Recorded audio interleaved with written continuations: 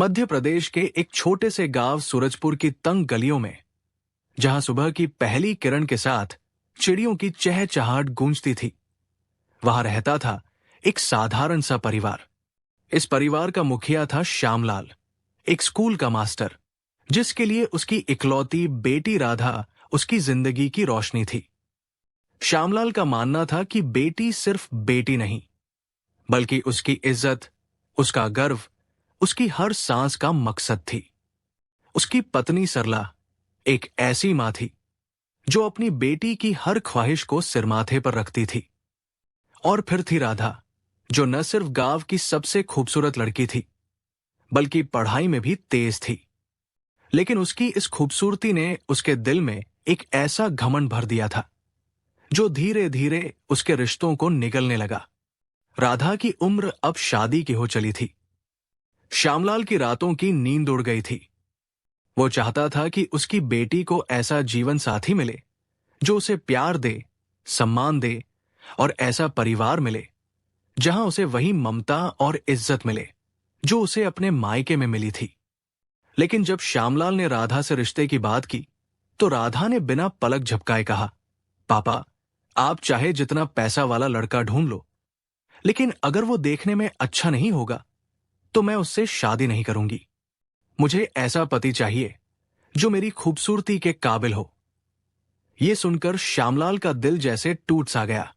उसने कभी नहीं सोचा था कि उसकी लाडली बेटी, जिसे उसने इतने प्यार से पाला, वो जीवन साथी में सिर्फ चेहरा देखेगी, दिल नहीं।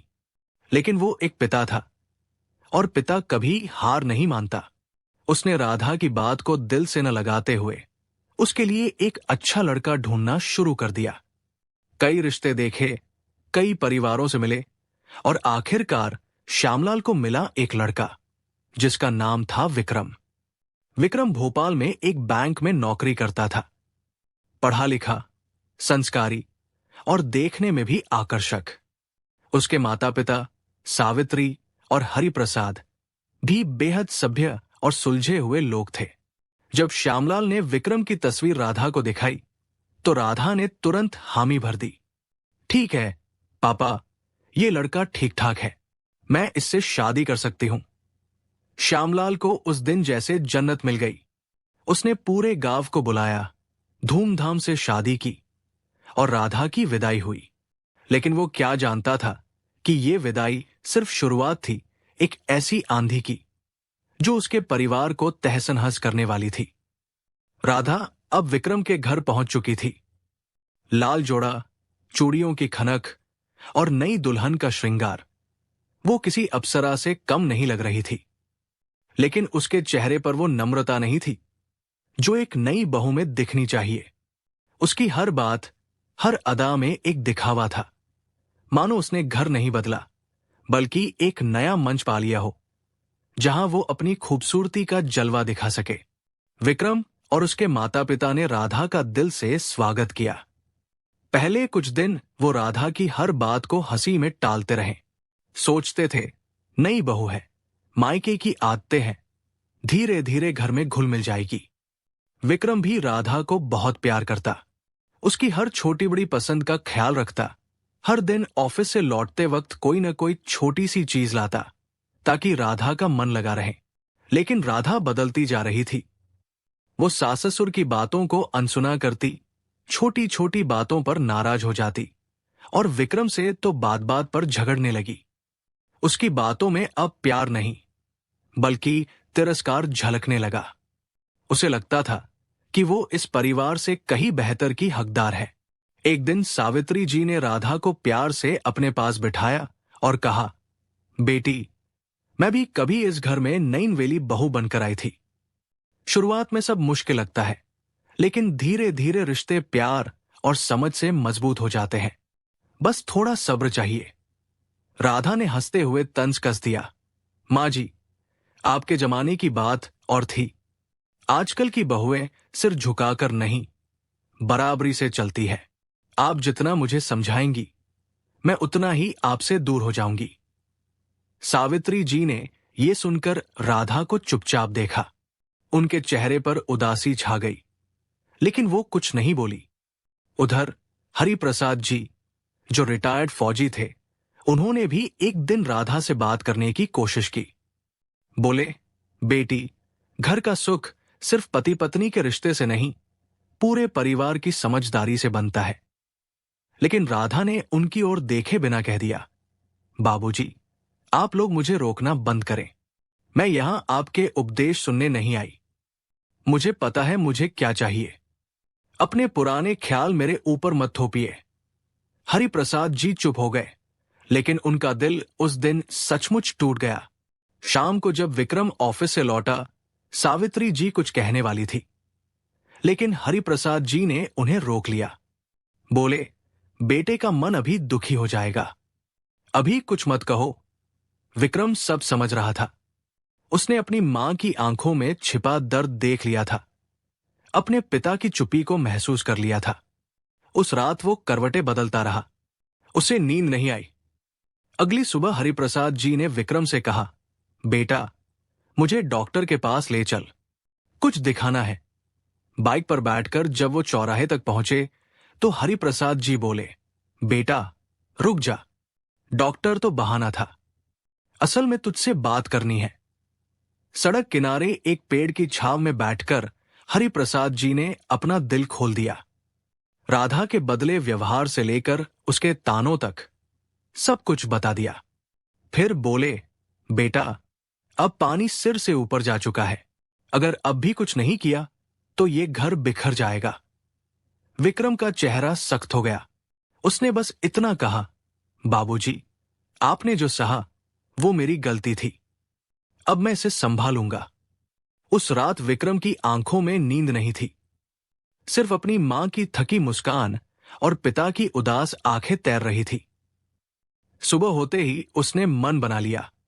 जैसे ही राधा रसोई में आई, विक्रम ने शांत लेकिन गंभीर स्वर में कहा, राधा, क्या हम थोड़ा बात कर सकते हैं?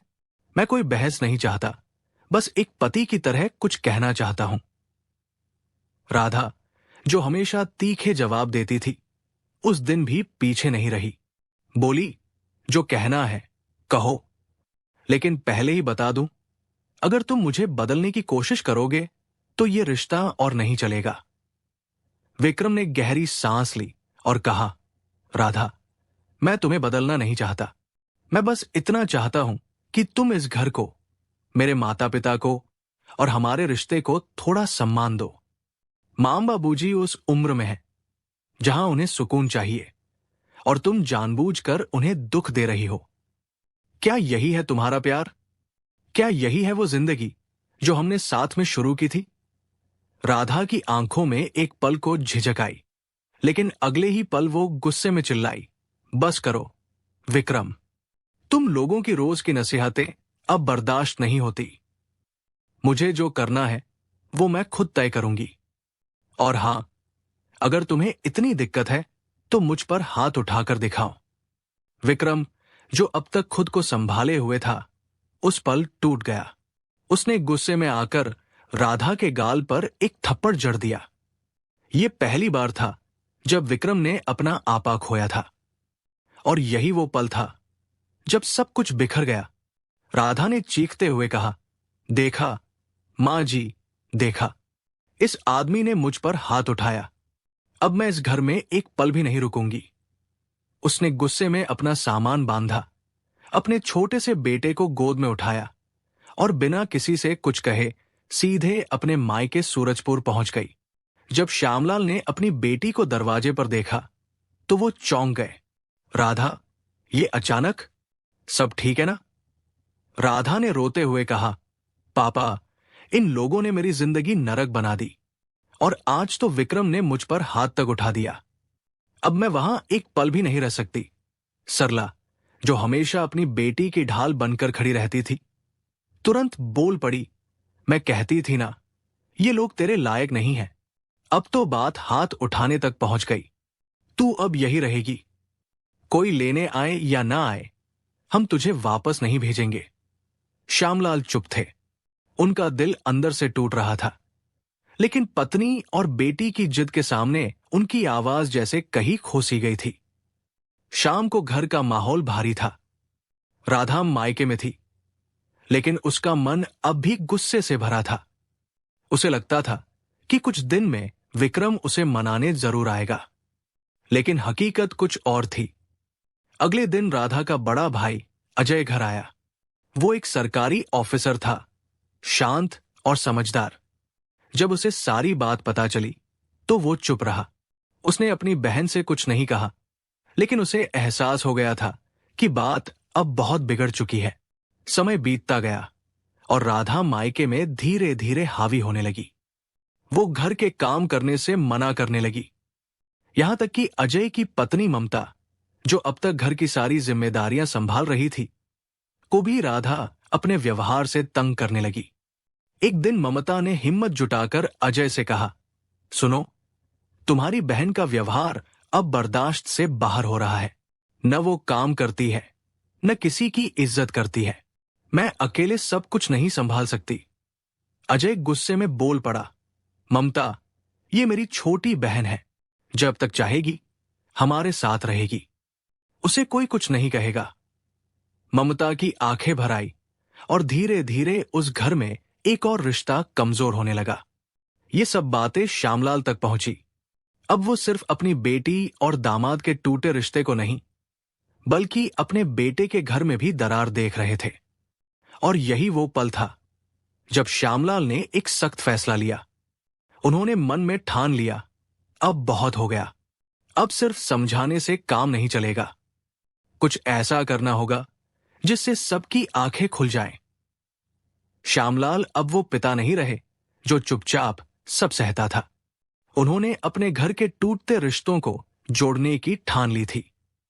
उनके मन में एक योजना थी जो न सिर्फ राधा को उसकी गलती का एहसास दिलाएगी, बल्कि सरला को भी ये समझाएगी कि बेटी का अंधा समर्थन सिर्फ उसे बिगाड़ रहा है। एक शाम श्यामलाल ने अपने बेटे अजय को बुलाया और कहा, बेटा, मुझे तुमसे गंभीर बात करनी है। राधा ने न सिर्फ अपने घर को बर्बाद किया, बल्कि अब वो इस घर का सुकून भी छीन रही है। तेरी पत्नी ममता तक रोने लगी है। मैं ये नहीं देख सकता कि मेरे बेटे का घर मेरी बेटी की जिद की भेंट चढ़ जाए। हमें कुछ करना होगा। अजय ने धीरे से कहा, पापा, मैं आपकी बात से सहमत हूं, लेकिन बताइए क्या करें? राधा को कुछ कहना गलत समझा जाएगा। श्यामलाल की आंखों में गंभीरता थी। बोले, हमें ऐसा करना होगा जिससे राधा और तेरी मां को एहसास हो कि ये घर कोई होटल नहीं जहां कोई बिना जिम्मेदारी के रह सकता है। बेटा, तुम और ममता कुछ दिन के लिए भोपाल में किराए का घर ले लो, वहीं शिफ्ट हो जाओ। अब इस घर में सिर्फ मैं, तेरी मां और राधा रहेंगे। जब घर की जिम्मेदारी उन पर पड़ेगी, तब उन्हें समझ आएगा कि घर चलाना कोई आसान काम नहीं। अजय को पहले हिचक हुई। उसे डर था कि लोग क्या कहेंगे, लेकिन श्यामलाल ने समझाया, बेटा, ये सख्ती नहीं, सच्चाई का आईना है। अगर अब हमने कुछ नहीं किया तो राधा सारी जिंदगी अपने और दूसरों की जिंदगी बर्बाद कर देगी। आखिरकार अजय मान गया। अगले दिन वो अपनी पत्नी और बच्चों के साथ भोपाल में एक छोटे से किराए के मकान में शिफ्ट हो गया। जाने से पहले उसने पिता से कहा, पापा, अगर कुछ जरूरत हो तो एक फोन करना, मैं दौड़ा चलाऊंगा। अब घर में सिर्फ श्यामलाल, सरला और राधा रह गए। पहले ही दिन से बदलाव शुरू हो गया। ममता, जो रोज सुबह चाय बनाती थी, अब वो जिम्मेदारी राधा पर आ गई। लेकिन राधा ने साफ कह दिया, मम्मी, मैं कोई काम नहीं करूंगी, मैं इसके लिए पैदा नहीं हुई। सरला, जो अब तक राधा का साथ देती थी, अब खुद थकने लगी थी। सालों बाद उसे घर के सारे काम खुद करने पड़े। उम्र की कमजोरी, थकी हड्डियां और राधा का रवैया सब उसे भारी लगने लगा। कुछ ही दिन में मां बेटी में झगड़े शुरू हो गए। राधा चिल्लाती, मम्मी, आप मुझे बार बार काम क्यों कहती हैं? आप खुद कर लो। सरला झुंझलाकर बोलती, अगर मुझे ही सब करना है तो तू मायके क्यों आई? जा, अपने घर जा। एक दिन झगड़ा इतना बढ़ा कि आवाजें बाहर तक सुनाई देने लगी। शाम को जब श्यामलाल घर लौटे तो ये सब देखकर वो बाहर से गुस्से में दिखे, लेकिन अंदर से खुश थे। उन्हें पता था कि अब सच्चाई अपना काम कर रही है। वो बीच में आए और बोले, ये क्या तमाशा है? क्या यही है मां बेटी का रिश्ता? सरला ने गुस्से में कहा, देखिए, आपकी बेटी अब मुझसे भी काम करवाती है और खुद आराम करती है। मेरी उम्र हो चली है, मैं कितना करूंगी? राधा ने तपाक से कहा, तो क्या मैं झाड़ू पोछा करने आई हूं? अगर यही करना था तो अपने पति के घर क्यों छोड़ती?